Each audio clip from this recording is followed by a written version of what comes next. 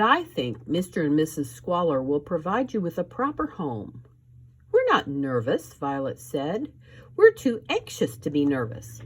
"Anxious and nervous mean the same thing," Mr. Poe said. "And what do you have to be anxious about anyway?" "Count Olaf, of course," Violet replied. Violet was 14, which made her the eldest Baudelaire child, and the one who was most likely to speak up to adults. She was a superb inventor, and I am certain that if she had not been so anxious, she would have tied her hair up in a ribbon to keep it out of her eyes while she thought of an invention that could brighten up her surroundings. "Count Olaf?" Mr. Poe said dismissively. "Don't worry about him. He'll never find you here." The three children looked at one another and sighed. Count Olaf had been the first guardian Mr. Poe had found for the orphans, and he was a person as shady as Dark Avenue. He had one long eyebrow, a tattoo of an eye on his ankle, and two filthy hands that he hoped to use to snatch away the Baudelaire fortune that the orphans would inherit as soon as Violet came of age. The children had convinced Mr. Poe to remove them from Olaf's care, but since then the Count had pursued them with a dogged determination, a phrase which here means everywhere they went, thinking up treacherous schemes and wearing disguises to try to fool the three children. "It's hard not to worry about Olaf," Klaus said, taking off his glasses to see if it was easier to look around the gloom without them, "because he has our compatriots in his clutches." Although Klaus, the middle Baudelaire, was only 12, he had read so many books that he frequently used words like compatriots, which is a fancy word for friends. Klaus was referring to the Quagmire triplets, whom the Baudelaires had met while they were attending boarding school. Duncan Quagmire was a reporter and was always writing down useful information in his notebook. Isadora Quagmire was a poet and used her notebook to write poetry. The third triplet, Quigley, had died in a fire before the Baudelaire orphans had the opportunity to meet him, but the Baudelaires were certain that he would have been as good a friend as his siblings. Like the Baudelaires, the Quagmires were orphans, having lost their parents in the same fire that claimed their brother's life, and also like the Baudelaires, the Quagmires had been left an enormous fortune in the form of the famous Quagmire sapphires, which were very rare and valuable jewels. But unlike the Baudelaires, they had not been able to escape Count Olaf's clutches. Just when the Quagmires had learned some terrible secret about Olaf, he had snatched them away, and since then the Baudelaires had been so worried that they had scarcely slept a wink. Whenever they closed their eyes, they saw only the long black car that had whisked the Quagmires away, and they heard only the sound of their friends shrieking one fragment of the dreadful secret they had learned. V.F.D.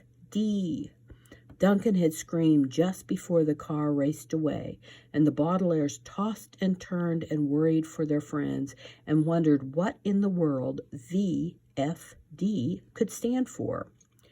"You don't have to worry about the Quagmires either," Mr. Poe said confidently. "At least not for much longer. I don't know if you happen to read the Molkteri Money Management newsletter, but I have some very good news about your friends." "Gavu?" Sonny asked. Sonny was the youngest Baudelaire orphan and the smallest, too. She was scarcely larger than a salami. This size was usual for her age, but she had 4 teeth that were larger and sharper than those of any other baby I have ever seen. Despite the maturity of her mouth, however, Sonny usually talked in a way most people found difficult to understand. By guava, for instance, she meant something along the lines of the Quagmires had been found and rescued, and Violet was quick to translate so Mr. Poe could understand. Better than that, Mr. Poe said. I have been promoted. I am now the bank's vice president in charge of orphan affairs. That means I am in charge not only of your situation, but of the Quagmire situation as well. I promise you that I will concentrate a great deal of my energy on finding the Quagmires and returning them to safety, or my name isn't here. Mr. Poe interrupted himself to cough once more into his handkerchief, and the Baudelaires waited patiently until he finished. Poe, now as soon as I drop you off here, I am taking a 3-week helicopter ride to a mountain peak where the Quagmires may have been spotted. It will be very difficult to reach me during that time, as the helicopter has no phone, but I will call you as soon as I get back with your young pals. Now, can you see the number on this building? It's hard for me to tell if we're at the right place. I think it says 667, Klaus said, squinting in the dim green light. Then we're here, Mr. Poe said. Mr. and Mrs. Squalor live in the penthouse apartment of 667 Dark Avenue. I think the door is here. No, it's over here, said a highly scratchy voice out of the darkness. The Baudelaires jumped a little in surprise and turned to see a man wearing a hat with a wide brim and a coat that was much too big for him. The coat sleeves hung over his hands, covering them completely, and the brim of his hat covered most of his face. He was so difficult to see that it was no wonder that the children hadn't spotted him earlier. Most of our visitors find it hard to spot the door, the man said. That's why they hired a doorman. Well, I'm glad they did, Mr. Poe said. My name is Poe. I have an appointment with Mr. and Mrs. Squalor to drop off their new children.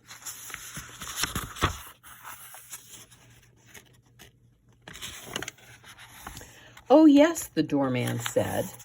They told me you were coming. Come on in.